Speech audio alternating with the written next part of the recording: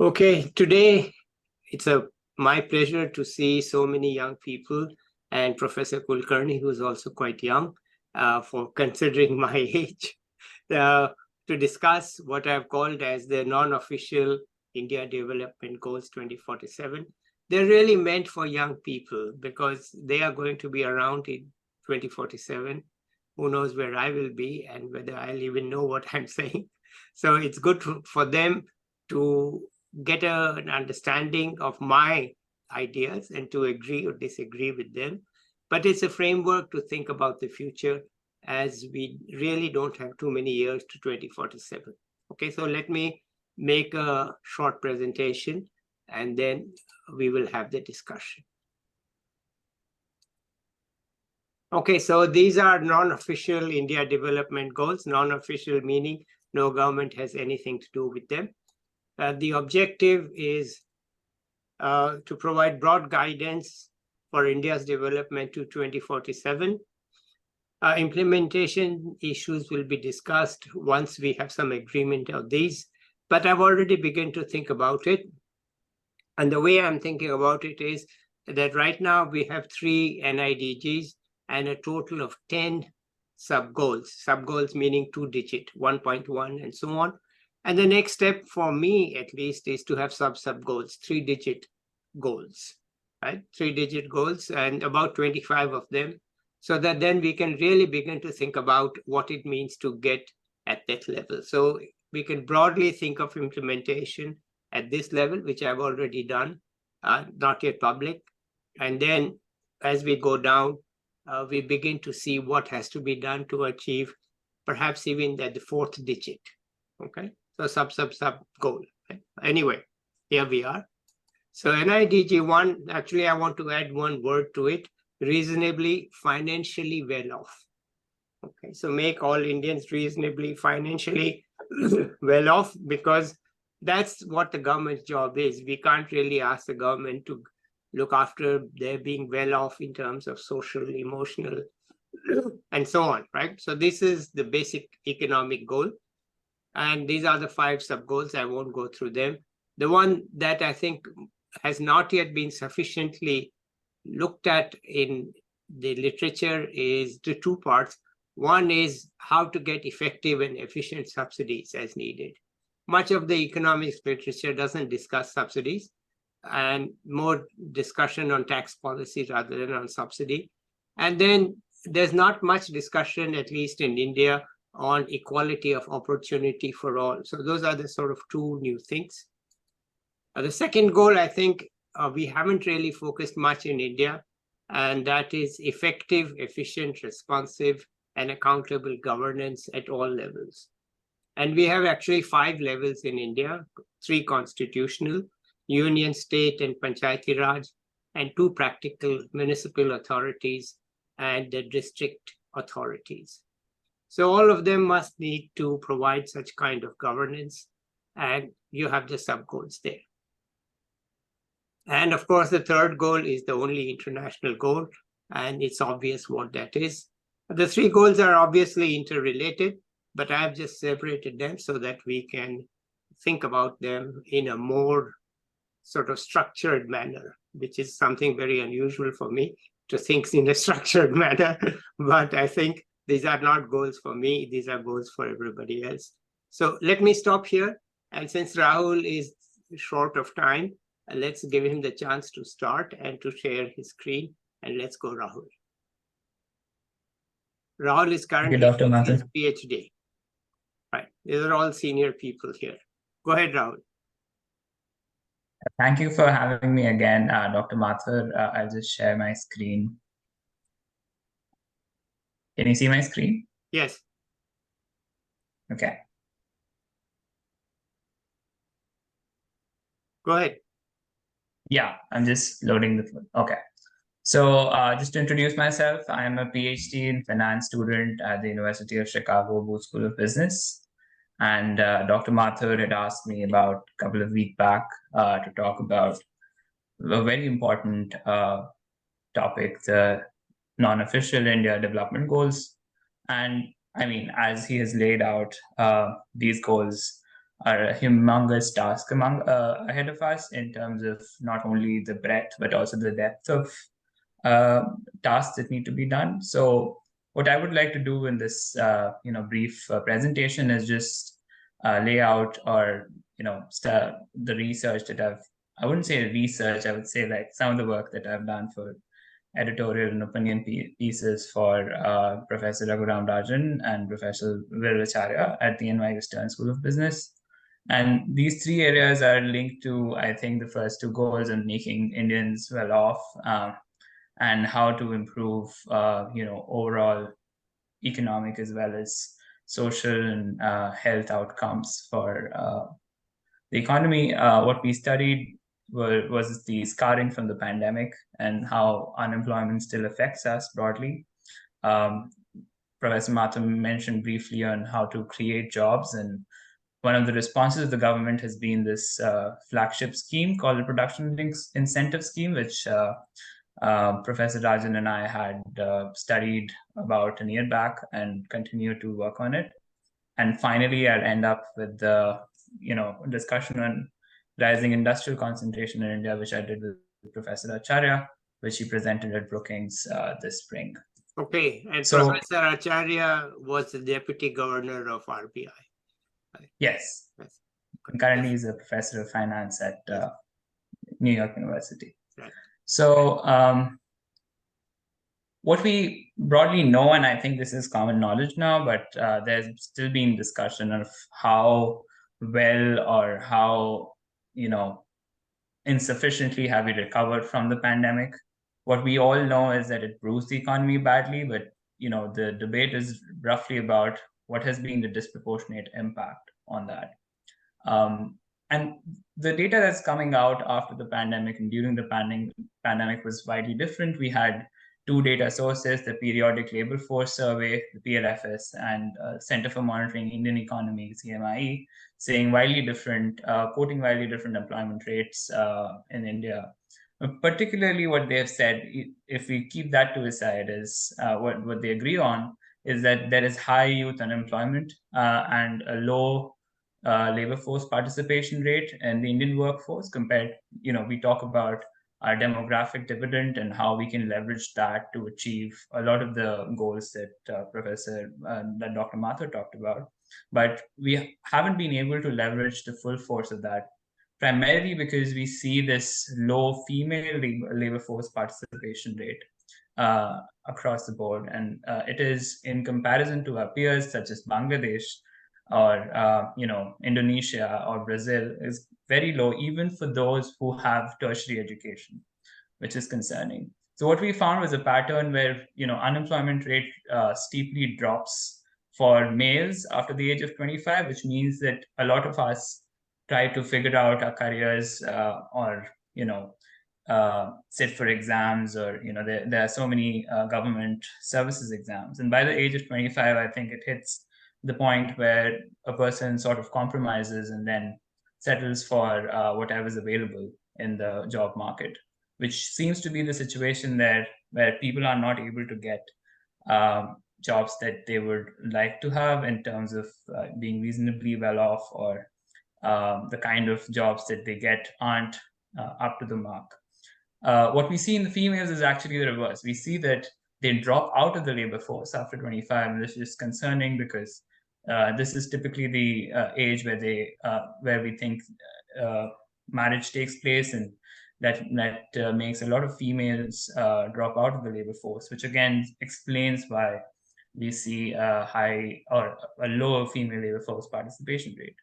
And what we have seen in this period is that there have been structural shifts in employment patterns, where formal work during the pandemic formal employment has gone down, and most of it is initially shifted towards agriculture, because a lot of the migrant laborers moved from cities to rural areas, thought of doing work over there. But now it has come back to informal and gig work, where we've seen rising patterns over there. But perhaps the more concerning is there's evidence of asset sales by households, which is that during the pandemic, there was a disproportionate impact And what we see there in the rural areas, this is from the National Family Health Survey, where the bottom quintile, which initially saw between 2005 to 15-16, an annualized growth rate of their agricultural land holdings for about 2% per year, saw an 8% drop between 2015-16 to 2019-21. Now, what can explain that? This is probably not due to them moving out. There was a large movement towards the rural areas, but you see this as evidence that there was some distressed sales of land holdings, agricultural land holdings during the pandemic, which still persists. So you have a temporary shock in terms of the pandemic, but there's a persistent shock on a person's or a household wealth, which is reflected in the land holdings, and this has been disproportionately more for those who are in the bottom quintiles of wealth distribution. And this is from a government survey from the National Family Health Survey. On the urban markets, or if you look at the other indicators, because there's been so much debate about consumption expenditure surveys of the CMIE, and the government is not coming up with its own data. So we have to really rely on these proxies of durable goods sales. And one of these examples is this, where we have seen that even though like luxury vehicles have recovered from the pre-pandemic, before after the pandemic have recovered to levels which are even higher than pre-pandemic levels, two-wheeler sales, which is more reflective of the lower middle income group and the poorer groups, has not recovered, and has, if you can see, a steep decline from about over 21 million in 2019 to now below 16 million even financial year 2023, which is still showing that there is some scarring which still persists even after the pandemic. So this was the first leg of what we saw. So what was the government's response to this? So the government tried to come up with this flagship scheme, which was aimed to boost manufacturing and employment in India. It was called the Production Linked Incentive Scheme. Now, what is this scheme? It was introduced in 2020, and it pays manufacturers about 4 to 6% of their sales if their investments or their incremental sales cross a certain threshold. And the government had laid out about $26 billion or 1.97 lakh crore rupees for about 14 sectors. And this included, protections from, international trade. So government raised import tariffs on electronics and mobile phones and other sectors. And then states, so Tamil Nadu and Uttar Pradesh gave GST waivers, power and land subsidies to these companies to just come and set up shop so that they can come and, incentivize some sort of employment and manufacturing in the country. So what I did with Professor Rajan and Rohit Lamba of Penn State University was study just mobile phones and what's happened to mobile phones in particular. So this was one of the first articles that we wrote together in September of 2022, where we thought we discussed the first principles of what this PLI scheme was, because we didn't have a lot of data coming in. But over time, we were able to track through import-export data what was going on in reality. So this is what we saw happening after the scheme was introduced. And so the first line over here, I don't know if you can see it clearly in the screens, but the first line over here was when the import duties were raised on mobile phones.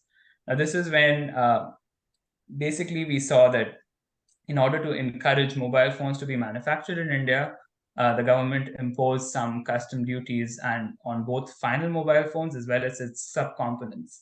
And it had a muted effect, if you can see, during this interim period. But then the PLI, after the introduction of the PLI scheme, we saw this rapid growth. And now you can see a lot of news coverage of, Foxconn and other big manufacturers or assemblers of mobile phones, such as the iPhone itself, being manufactured in India. Now, the government saw this as a success story because now you have a Made in India label in the mobile phones, but then we dig deeper into what was actually going on. And what we saw was basically now, rather than importing final mobile phones, we were importing semiconductors in large quantities, and we were importing a lot of subcomponents in large quantities. So what we are essentially rewarding these companies for is, putting the semiconductors and the batteries in, putting the screws in and just selling the final good with a Made in India label to the market. So when we account for all that, we still see that there is a net outflow due to the import of these subcomponents. At the time of writing that article, we did not have the exact numbers of what the outflows was, because we cannot attribute what each subcomponent is going to which manufacturing. It could be going to televisions, it could be going to other electronics. But then the government responded to us and they said that it's about $10 billion of net outflows total, which is happening on account of mobile phones. So our main criticisms is that this scheme was brought in as like a bribe for companies to sort of ignore the on-ground problems, because we didn't have the necessary infrastructure, and the labor and land reforms weren't taking place, where you still have strict labor laws. And the companies were basically being incentivized to say, okay, we know these problems exist, please come set up shop, we'll give you this money. And these are not loans or anything which you get in return. These are grants and subsidies being paid out. So this is a classic case of what we were doing before 91, where we were just picking winners within the industries. We were protecting incumbents through tariffs. And we don't have sufficient evidence to say that whether the money being spent on PLI, tax waivers, state subsidies, and power subsidies, is greater than or less than. It could be actually greater than the actual value addition which is being created through the mobile manufacturing. And the biggest beneficiaries of these end up being Samsung and Apple, who, to take things in context, the total market valuation of Apple is about 600 billion. Total valuation of Foxconn, the assembler which sets up the iPhone plant, is about 50 billion. So we are taking a pie out of the, Foxconn's pie, which is very meager, where we have the capacity and the engineers and the, other intellectual capital to, do the design, do the fabrication, which has more value added, but rather we are doing assembly so that we see a Made in India label. So what we are saying that this is a distortionary policy, and it might be that there are risks of manufacturers moving out, and employment outcomes that we are seeing, the amount of money which is being paid out and the amount of employment that's being generated is very meager. So one estimate is about from the Micron plant in Gujarat, for which the government is funding 70% of the 2.5 billions to generate 5,000 jobs. So this would be about 3.2 crores per job for this plant. And the context is the whole Union government's budget for higher education is about 44,000 crores, but it's spending about 16,000 crores, 70% of 16,000 crores on just setting up one plant. So these are some of the distortions that exist. And these are, juxtaposed with this rising industrial concentration in India. So what we are finding is that there is a rising concentration of big business houses. 5 of them, I think all of us know which 5. It's the Reliance Ambani Group, the Adani Group, the Tatas and the Birlas, and Bharti Airtel, who comprise of the 5 biggest industrial houses by assets in recent years. And what we have seen is that there's a big presence growth across industries and then within industries across time. And this is marked by increase in price markups. So the profit margins are so high that the markups are above what a competitive price would give. And this has been reflected in a rise in M&A activity and higher signs of market power. So what Viral wanted to look at was whether this is correlated with rising inflation in India, because if there is higher market power, it's possible that monetary policy transmission isn't taking place properly. And what we find is that we see a growth in Big 5 shares across industries first since liberalization, And then after about 2008 or so, we see a rise in within asset shares of within industries of these big five houses. And this is being reflected in the markups of the big five. So they are pricing things higher than before. So if you look at this graph from 2012 onwards, we are seeing this huge rise in markups in big five. And these markups have been persistent. So while the markups of the rest of the firms are coming down as competition is increasing, the markups of these big fives aren't coming down. They're still being very persistent. And what we find is that there's a slight positive correlation. And I mean, I'm not, implying any causation, but there is correlation that in the industries where the big five are have large presence, these industries are also those industries which see higher wholesale price inflation.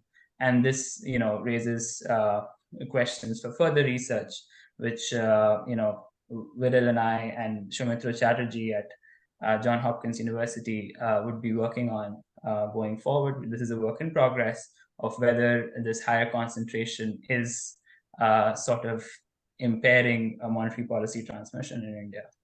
So, broad 1 year research agenda that I showed you, what were the reactions? So, we had the Minister for IT and Electronics respond saying that this research sort of lacks the understanding. And this is, obviously coming out of political rhetorics. But, on the other hand, while they were saying a lot of bad stuff about us, when they introduced the second version of PLI, they sort of inculcated this criticism. And I think it's a work in progress, but I hope it sort of improves the policy going forward.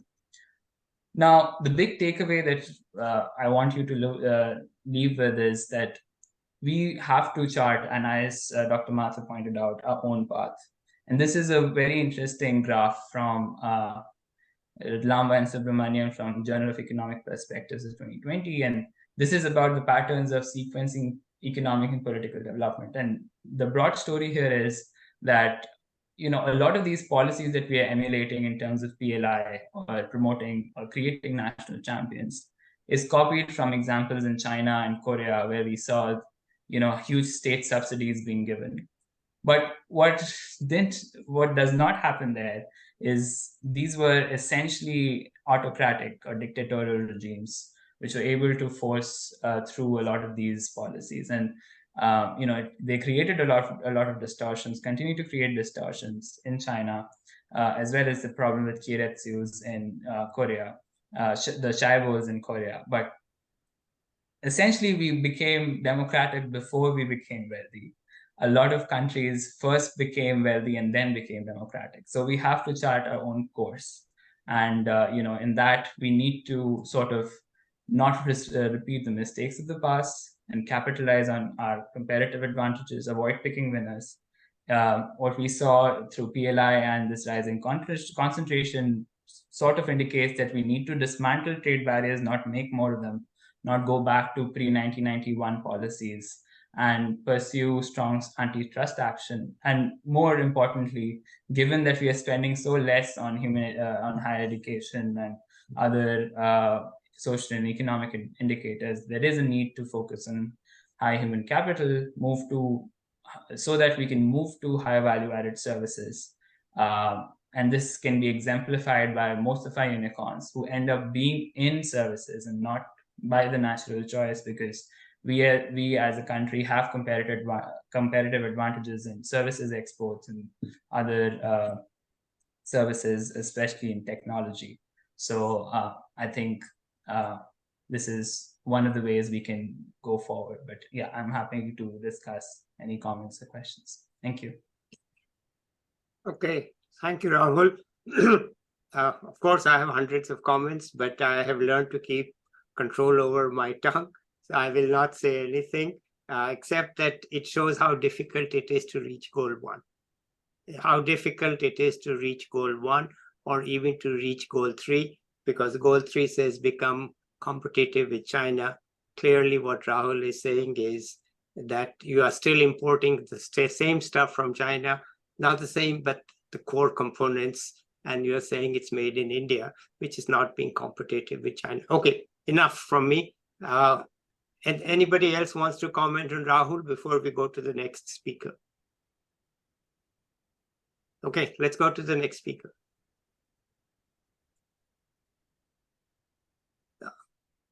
I had sent the order, so I forget to who's the next, but anybody can. So I think there was someone else in my order, but I think she's not present. So maybe I'll Yeah, go. no, yeah, okay. Okay. Okay, so I'll briefly introduce myself. So, my name is Naveen Hari, and I'm a doctoral student in Texas A&M University in US. Firstly, thank you for Let me inviting just for say me that this to this talk. Naveen was one of my first young contacts in India, because long ago he and his friends invited me to speak to their group. So that's where my beginning with young people in India started from. Is one of the first. So I'm so happy to have him here. Okay, Naveen, go ahead. Yeah, sure. So, thank you for inviting to this wonderful discussion. So definitely let me start. So as the whole discussion is revolving around the non-governmental India development goals, or as like NIDG, like as mentioned by like Dr. Mathur sir. So I'll be briefly talking or maybe stressing more on the third goal, that is basically becoming a leading worldwide economic power. Um, so so I mean, I'm not like really going through the points of what has been like put out on the slides, but I'll try to give you like like some of my comments or something, some observations what I kind of seen. So starting, say, to be like competitive with China, like a real competitor and the region leader. So going with that point, so the idea is that so there is this thing called like the gross expenditure on real like the like research and development, so like called as GERD. So like the research expenditure in India is actually pretty low, like it's actually hovering around say 0.7% of the GDP, and actually it's on a declining trend too. So if you observe from in 2014-15, it was around like 0.69, and the share is actually declining, not the growth rate. So it's declining to around 0.64. Like, of course, I mean, partially owed to the pandemic as well, but still, it's actually on a declining trend.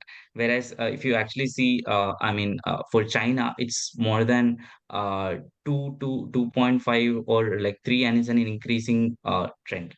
So that definitely like makes a huge difference in terms of the levels what we are working with China, especially only even like how Rahul has mentioned before, uh, like India is still like kind of sticking to the manufacturing technique of like replicating, and we are not like innovating something ourselves. So unless we have like innovations within like our industry, especially in the manufacturing, it would be very hard for India to be like a global leader, you know. I mean, it can still be in the game, but we won't be in the top end of the I mean in the competition. So that's one of the points. And also, if we talk about the global export market share, like of India, it's also pretty low. Like it's hovering around like 2 to 3%, while China is like the like leader in this with around 12%. So that itself is a huge difference. So even to like to reduce the gap, it takes a lot of effort, you know. So it requires several different things, like how Rahul has mentioned. So he had actually given a lot of solutions, not solutions, maybe some of the comments from his research, and I think that's more robust than maybe what I would be saying. And also, like if we talk about the high tech export, so that's I think one of the things what Rahul was also talking about. So, like we are nowhere close to China. Like if you compare with the numbers, like China is close to like $942 million, whereas India is just like 27 million dollars basically. Have like the kind of the high tech export what India has. And also the other trade channels, what I mean, the other ways through which India should actually improve is basically by like having more infrastructure on the trade, something like I would say like mother ports or something. So if you see China, like the number of mother ports what China has is much huge than India. I mean, I don't even think India has enough like more like I think there is like the Vizhinjam port which is coming in India soon, but that's just a start. I feel like so there should be more. I mean, like avenues. So because these would also give more spillovers. Like if we have this kind of trade channels, what is improving, so that would also create more. Incentive for manufacturers to produce. And lastly, talking about the like having like making rupee an international currency. So I feel that's the most I would say difficult thing as compared to the other two. It's not like the other two are easy, but I feel like for a good if a currency has to be international, then definitely like it requires the domestic prices to be stable, as well as the exchange rates, so unless the currency itself is pretty stable, it's not really going to be like the international currency what people want to trade with. And it also comes with higher trade power, so that would also have like higher, I would say I would say the credibility of the currency. So these things are also important for making a currency more prominent, or like an international currency. Like this will also like depend on the geopolitical tensions and an investor friendly environment, because as we get more of FIs or like FDIs, or and also improvements in exports, so these would actually like improve our trade, like basically the trade statistics in India, and also can like boost the value of the currency. So yeah, because one of the points is that even being China being like the leader of trade, still their currency is not like accepted internationally everywhere. So yeah, so given that, yeah, it's not an easy task for India to do as well. So we should put a lot of effort in various different parameters to basically get to that track at least. So yeah, so these are my like comments, or like some of the things what I wanted to tell. Okay, thank you, Naveen. Next, please. Hi, I think I am next. Yeah, Yes. I'll go. Yes. Hi. So thank you for having me, Professor Mathur, and it's an honor to be here. I'm probably the youngest among all of you. But Yes. just to give a background about myself, I'm Shivangi. I'm studying my master's in environmental economics and climate change at the London School of Economics. And before this, I did my graduation in economics in the Delhi University. So today I'll be talking about almost all the India development goals, but I'll focus more about on the climate change aspect, because that is something that I think I have more information about. Starting with the first one, so of course, the reasonably financially well-paid metric, it's not a standardized metric, so it differs not only from country to country, but also from within states in India. So as per the World Bank data, if you talk about like sectors that contribute to the GDP, it says that agriculture contributed 16% to the GDP, while the service sector contributed about 47%, which was that the highest that agriculture has contributed to GDP among countries like the US, UK, Brazil. So basically the countries that contribute most to the world GDP. But what we know as the structural transformation is that the people, like the labor force, it goes from the low paid or the informal workspace to the formal workspace. However, the general distribution in India is that it's more from, it's the laborers are more moving towards more low paying and informal jobs. Now, if we talk about some reasons for that, so it is maybe because of the widening gap between India's skilled and well-paid workforce on the one hand, and those who don't have enough skills. And this inequality gap has been on the rise, because people who have more education tend to make more educated, tend to be more educated like offsprings, and the ones who don't have, they don't have the resources, they don't have the connections, they don't have the value, so they tend to generate people who do not have such high education. Without a more uniform increase in labor productivity and therefore the income, the economic expansion is eventually brought to a halt by either a lack of growth in demand, which means that you create demand for only manpower-oriented jobs, or by skilled labor supply, or maybe by a combination of the both. And so the foundation that brings us like to the point is that India needs to develop the skills of its citizens. Now, we have a lot of campaigns that have been ongoing, but I feel that the campaigns, just introducing a campaign does not solve the purpose. You also have to maintain it, and you also have to continuously keep evolving that. So what is needed is a proper assessment of the outcomes and the interventions undertaken so that the future course is continuously being modified. I believe that you don't need policies every year or every second year for the growth of the nation, but you need to continuously start modifying the policies that you already have, try to understand what the rest of the world is doing, how they're going, how they're progressing.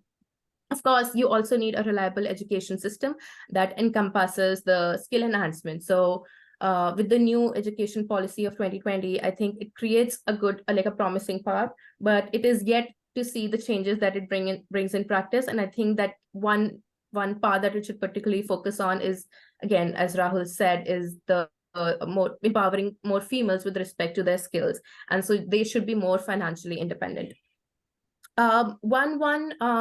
Probably lesson that we can learn is from a country like South Korea. It's another Asian country. So the country's rapid economic growth has been accompanied by strategies which focused on investing in the education and technology. So we already know how the South Korean market, like the technological market, is booming. And it is because they emphasize on innovation, particularly in industries like electronics and automotive, which contributed to job creation and reduced unemployment. I'm not saying that this is something that we should do in our country, but I think these are good lessons to take, especially from Asian economies, to understand how they took on the path of growth. For the subsidies, I feel that it's inarguable that subsidies are needed for essential food products. However, for agricultural subsidies, there have been reports that only the large farmers are benefiting from the subsidies because basically the money is going to them. But there are also disadvantages to that, because subsidies for agriculture can actually foster overloading of croplands, which leads to erosion and just eroding of the topsoil. Of course, there is the pollution from synthetic fertilizers and pesticides, release of greenhouse gases, among adverse effects. So as per the Mint report, the subsidies for water-intensive crops in northern states of India has led to intensifying of over-extraction of groundwater. So the northern part of India, it basically produces like cereal-based products which need a large amount of water. So if you subsidize these products in these states, so it will mean that you will have less water for coming years. Which leads me to the next point of subsidies for energy transformation. So there was a study released, which was named the Mapping India's Energy Policy 2022, which found that the subsidies in renewable energy actually rose from about 6,000 crore in 2021 to 11.5 thousand crore in 2022, which is almost double. But the allocation of India's GDP to fossil fuel rather than clean energy was still 4 times more than that. So this just emphasizes the point that even though you are switching to renewable energy, your core dependence is actually on thermal power plants and coal-based fire stations. Although it is a promising aspect that the gap is continuously reducing. So let's come to the India climate goals. And I think one thing that is absolutely worth mentioning is that India has the largest population in the world. It's 7th largest country in the world, and it still emits less than countries like US, UK, and China. The lifestyle that Indian people follow is like among the most sustainable lifestyles in the world. So I feel it's always unfair that the state that the developed countries are in now is being compared to the state that India is after just 75 years of independence. So all the policy decisions that are taken, they're made just uniformly across all the countries. And I think that it's just unfair because India is still in a developing state right now. Of course, I'll be open to discussions about this point.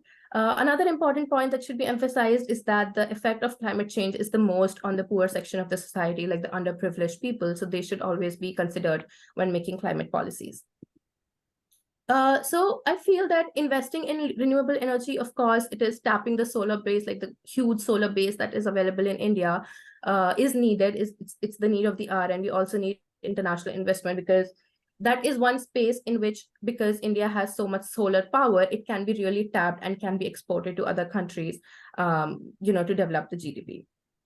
So I also believe that integrating the aspects of traditional sustainable practices with the technology of today which India is known for, its heritage and its culture, it should be tapped and there should be lessons learned from it. We should not just let it go as history.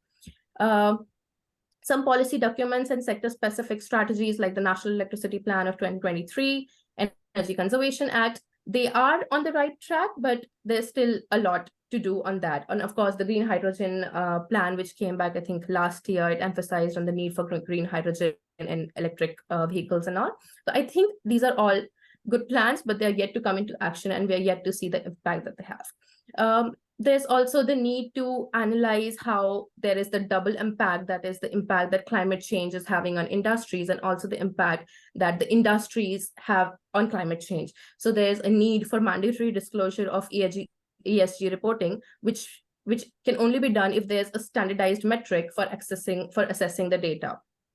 Mitigation as well as adaptation to global increase of temperature, identifying the activities that contribute most to the rise in temperature should be done not only by the government side, but also from the industries and the stakeholders side.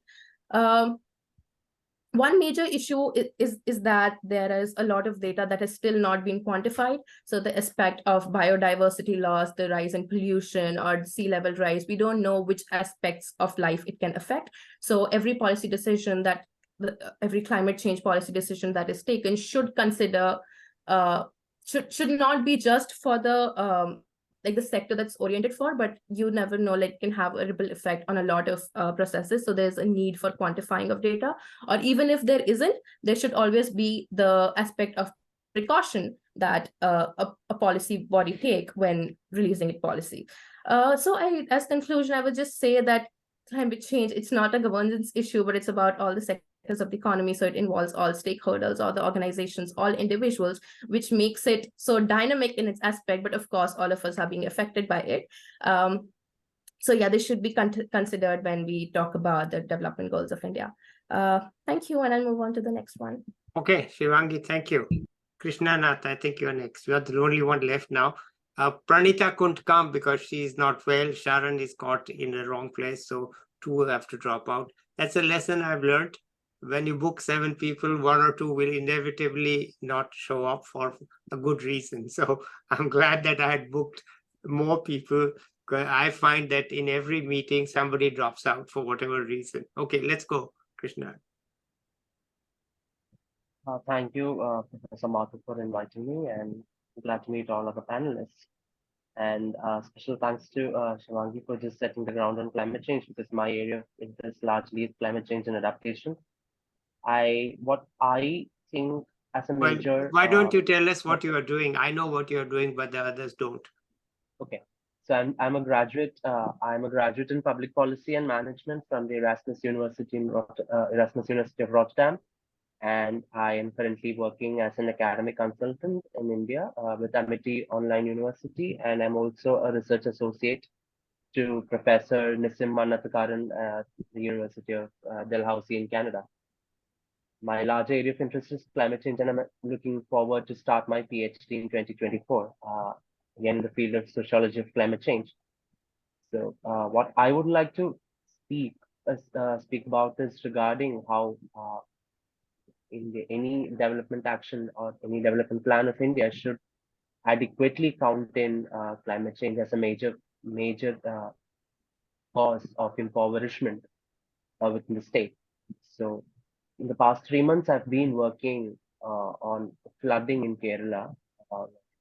I have understood as flooding as a major issue that is pushing Kerala into a state of more and more poverty, despite Kerala being one of the states having higher human development index. It is becoming more and more difficult for it would be more and more difficult for Kerala to achieve that levels of human development index if it is not going to look into the recurrent floods within the state. So what I found out from my research is that the Arabian Sea, Kerala is situated on the western coast of India, the southwestern coast of India, and Arabian Sea is particularly warming at alarming rates, causing more and more torrential rainfall in the state, and Kerala being a narrow land, kind of sandwiched between the Western Ghats and the Arabian Sea, the risk of more and more people being impoverished, or more and more people being adversely impacted by the floods are very high. My research has been based on Kuttanad, which is located in the south central region in Kerala. It is a peculiar area, but it's a wonderful area to study because it is a land where it's a deltaic area where four rivers are emptying into this low-lying area, and it's below the sea level. And perhaps this is the only region in India where agriculture is done. Agriculture is still practiced below the sea level. So, at least in the last 15 years, the agriculture sector in this region has been adversely affected, and more farmers are reeling under the issue of debt traps. So, Kerala still Kerala still does not have a robust climate plan, or the existing adaptation measures which were planned based on the climatic conditions 40 years ago have become redundant, and more and more farmers are moving out of the sectors, seriously affecting the productivity in the region. Similar to agriculture, there are also other industries in the area, which is like the coir industry, which is one thriving sector, and the coir products from Alapura or Kuttanad are exported to the United States and European Union. So these markets are also becoming redundant. These people are moving out of these sectors and taking up jobs as food delivery, or they are more and more moving into the gig economy or the gig kind of jobs. So what we like, in order to ensure a good quality of life, I think we need to reflect, or we need to be more proactive on climate change as an aspect and count it as an equal contributor to impoverishment. And without having a robust climate policy, at least in Kerala, I'm sure that there is no robust climate policy within for the state. It is going to be difficult for India to ensure its higher economic productivity, especially all human development indices, be it on the side of health or education or income. I think climate change is going to it's going to impact it adversely, and that is what I would contribute at this point. Okay. Okay, thank you. All right, the young people's turn is over. We have Professor Kulkarni. Let's listen to her. Well, thank you, Professor Mathur. It's nice to see you again. Well, my comments are, what should I say? They are an overview of my observations, anecdotes, and some field experience that I have in India. I have done some systematic work on India using empirical Indian data, like on poverty transition, but it has been, and on health, and mainly on health and non-communicable diseases. But let me take your points as a framework, and then inject it with my observations that I have from my research. So talking about, and I may not follow the order in which I heard you guys, so please excuse me for that. Like for example, one of you pointed out about employment and education. I feel there is a mismatch in the sense that there has been a secular rise in educational attainment in India, but the problem is that I don't know how many of them feel confident that they will get a job which will, as Professor Mathur said, a reasonably financial well-off life for their lifetime, or that kind of confidence is I don't find that among young people. So it has become more something of a quote unquote chore. Like in our generation, it's you have to go to school, you have to go to college, it is like that, not because it gives you some guarantee of a very good life later on. I mean, there is a hope, but so I just feel that I don't know how to correct this, but I do feel that we need to build an education system which is not just universal, but it has also is of that quality which can give jobs to people.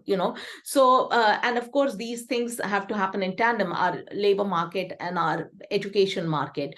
For instance, there have been reforms even in public education system, especially the chief minister of Delhi is applauded for that a lot. I mean, that how he has revamped the government school, and and those government school students are doing well in national competitive exams. But generally we don't see that around. So public education system, of course, even in a rich country like America, there's a lot of research which shows that how public education is plagued here with but talking about India, there are very simple fix. I mean, they're not simple, but I just feel those kinds of fixes, if they can be done, that may help. For instance, in Delhi, in upscale schools, high schools and all, they have something called quotas for economically weaker section, EWS category, where they have children from economically weaker sections studying with children from affluent or upper middle class and upper middle class families in good private schools. But then eventually, what happens to these economically weaker sections students when they after their 12th standard? I don't think they really do that well in the job market or get into very good colleges, or even after they. So that part of it, and then this liberalization of education that has happened in terms of opening up of private universities. I mean, the quality of most of those private universities, I'm not sure. Right now, we are at a stage where most of these private universities hire people who graduated from very competitive, higher education, subsidized higher education system. Those are the people who get jobs there.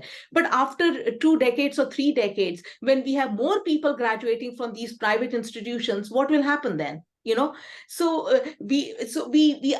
just think we are losing a core of competent, very well educated people, not in terms of numbers is there, but proportion of the population. My other point on women's labor force participation, yes, that has been pointed out a lot, that has been discussed a lot in academic literature, in policy, and people find it intriguing and all that. But again, I think it's complex, as every society is, that labor market and marriage market, they are intertwined in a very complex way. So I feel that what happens is, because job scarcity people feel, and we are still a patriarchal society where we have that image of a male breadwinner and a female homemaker. I just feel that women, I don't know if it is some kind, it is of course social pressure. That is the reason I feel that sometimes women just take a back seat and they drop out of the labor market, because they don't find a suitable job, and whatever jobs are there, the focus is on men getting those jobs. It's not that I feel it's not really from an ideological point of view. I'm not saying this because it's not privileging men, but it seems that the social responsibility of men is to earn money, and for women it is not so much. That is the but yeah, again, it comes down to creating good job opportunities for everyone. Another point I feel is India's reliance on remittances, which can be good. I mean, the World Bank data shows that India is one of the countries, the top, I think, which relies, which gets remittance money. But I just feel that there has to be a point where we need to use that remittance money in becoming self-sustaining in a way that we don't need that money anymore. So that money, I really feel, should be, of course, most of it is at micro level. Households get that money. But and I don't know what route and how that path will follow, but it seems that we should become an economy where we really don't feel the need of sending people abroad, good people, people who have been educated abroad to make for our sustenance back home, and this is where I think building that infrastructure. See, China, what happened with China is that in the 1990s and all, just, it implemented its one-child policy in 1978. And then after that, it started investing a lot in its infrastructure. And that is why, one of you mentioned about demographic dividend. That is why it could take advantage of the demographic dividend, because it had built that infrastructure. India being a democracy, our birth rates has been declining, more gradually than China. It can't be that dramatic in a country like ours, because we did not impose a draconian policy like China did. But the point is that, but it's good that naturally our birth rate is declining, and we will have a young adult population, what is called the youth bulge, or in African case, it is called a youth, quake. But we have to build that infrastructure to make use of that. So we have another maybe decade or so to, where we have that time, and I hope we cash on that, on this window of opportunity. The other point which I feel on climate change, this, when we were talking about it, we don't, solar energy and all that, of course, that's wonderful, because being a tropical country, I feel that all the time, because I have to spend summer in Delhi. Can you imagine that? All the summers I end up spending in Delhi with 42, 43 degrees centigrade. And I always feel, oh God, why can't we make use of this energy? But that, of course, requires a lot more investment and a lot more, money and all. But simple things like water harvesting, because right now I feel that people have better access to mobile phones than to save drinking water. In India, like even ordinary people, even the rickshaw puller now has a mobile phone. Everyone is on mobile. But so water harvesting and things like that, and of course, those are what you are saying about how all these natural disasters impact the poor more than the rich, that has to be tackled. Another thing which I find is that farm owners, even people who have 3 acres, 4 acres land, if they are closer to big cities, they sell their land to builders to build apartment buildings, to build flats. So those, and in the long run, I don't think that is sustainable and good for the environment. That is detrimental to the environment, to selling this land and building a concrete jungle. It's not just big plans, but even small, these kinds of things can help. Another factor which I feel is about tourism, for India's development, what is, because it is one of the most unique countries, and I'm not saying this because I'm from there, but it is, as an NRI, I feel that more and more, as living outside of India.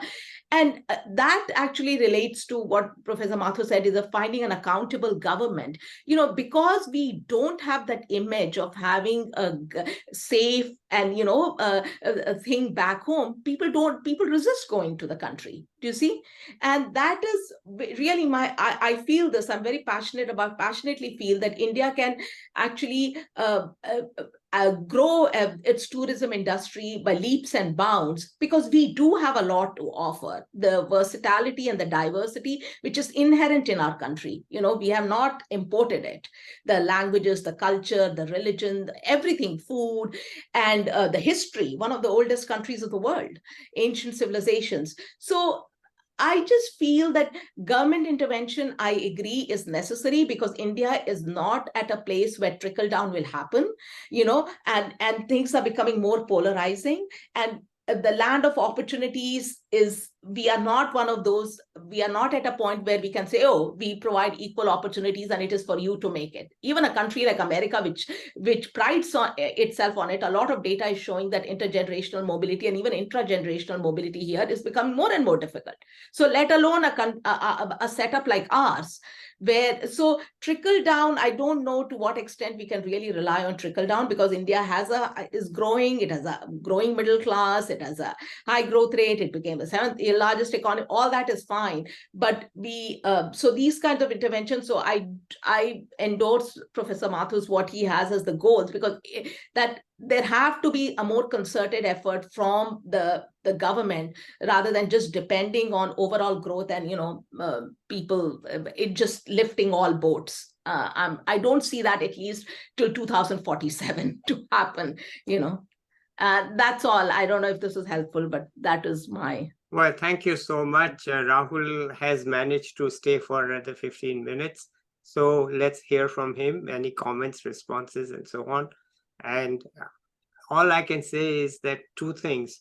One, the idea that we should have young people talking about these things is working. Okay, I'm really glad that it is working, because we don't have this system anywhere else. Okay, so now I'm really glad that it's working. And the number two is that I didn't realize how huge an issue I've taken up by trying to write these goals, because look at the amount of material that has been covered in the different segments that I've heard. It's very educational and learning for me. I hope to use it in the next level of development of these goals. So I would say thank you. I will resist the temptation. I don't know how to respond, because I like to respond, but I won't do it. Okay, Rahul, here's your chance to speak some more. No, definitely. I was just saying that there's such an engaging discussion. I just asked my next meeting to be moved, but like gladly it was Professor Acharya, so he said, yeah, sure. But yeah, I think the broad issues that were brought up were very pertinent, and I especially that it's a very broad like umbrella of goals that you have put out.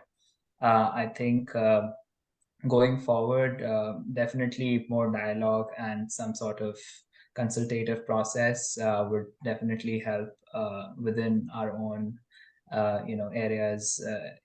The stuff that Krishnanath mentioned on Kerala was very enlightening, and also what Naveen and Shivangi and Professor Kulkarni raised issues on, exports, internationalization of rupee.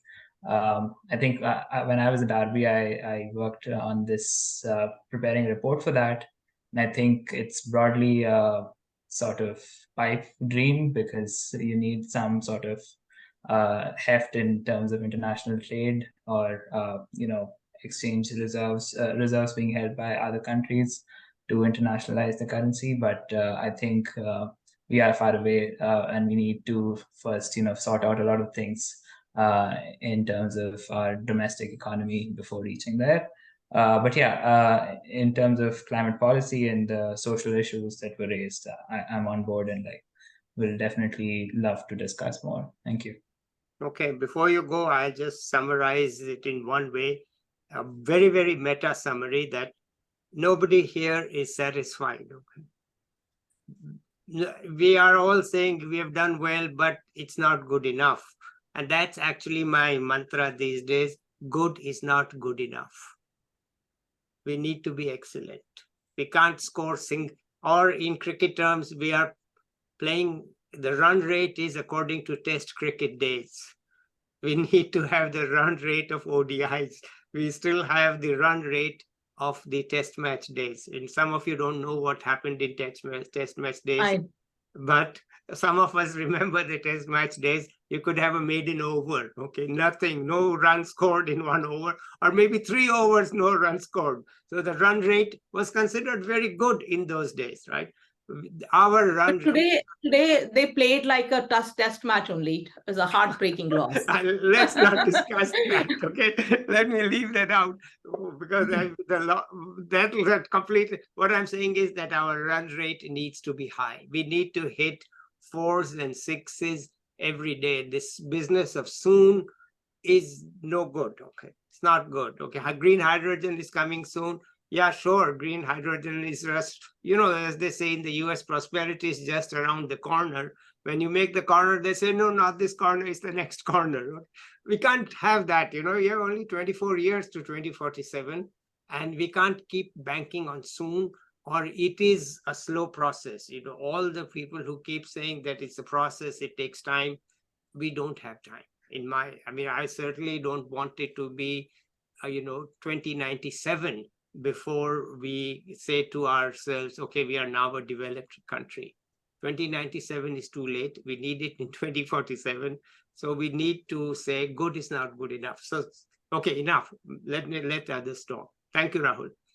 By the way, let me just add that we had a big discussion on the women's labor force participation rate from experts in India. And it was a very nice discussion because when I wrote my book on economic theory in which the job of creating, there was a section on labor force participation rate in India, and I said I don't believe the data, but they've convinced me that the data is right, because we see the decline compared to Pakistan and Bangladesh. So cultural issues cannot be the explanation for the rapid decline in India compared to Pakistan and Bangladesh, because basically the patriarchal culture is the same.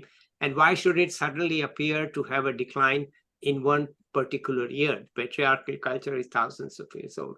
But in the end, what came out of it, very briefly, I'll sum up, is that the economic growth has taken place, but the society has not caught up. On the one hand, it offers women more security that their husbands can earn better money. On the other hand, it doesn't offer them opportunities in the modern economy that are compatible with their social roles. So this is sort of my summary from a very long discussion, that the economy has grown and transformed, but society has not grown and transformed. And this is also why I've formed the Vidped, because the society is still top down. Seniors talk and juniors listen, and one day I said it has to stop. And I will stop it by not talking and letting the juniors talk. Personally, I will have a revolution. I'll shut up and let them talk, which we have succeeded. So anybody else has some comments, please? Any more questions and comments? From my side, this is very helpful. I will have one more set. Many people couldn't come in December, and then a general meeting open to the public in January. And by then, I hope to have some sub goals defined, 3-digit goals, and begin to talk about implementation as to how we are going to get there. Obviously, the number of issues are so many that it's very hard for any single person, but certainly the single person can provoke the discussion. And that is the aim, that we have a discussion and people bring up the issues. Yes, Professor, please.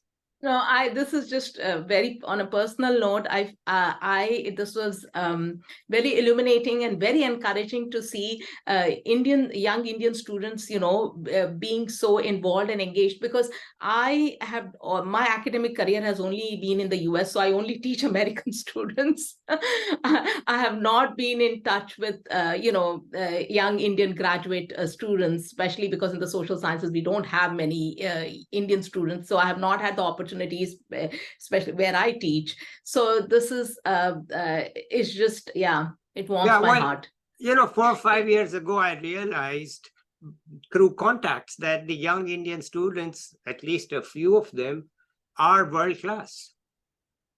But the society doesn't treat them as world class. And so in the end, this year, one day I woke up and said, you got to do something about it.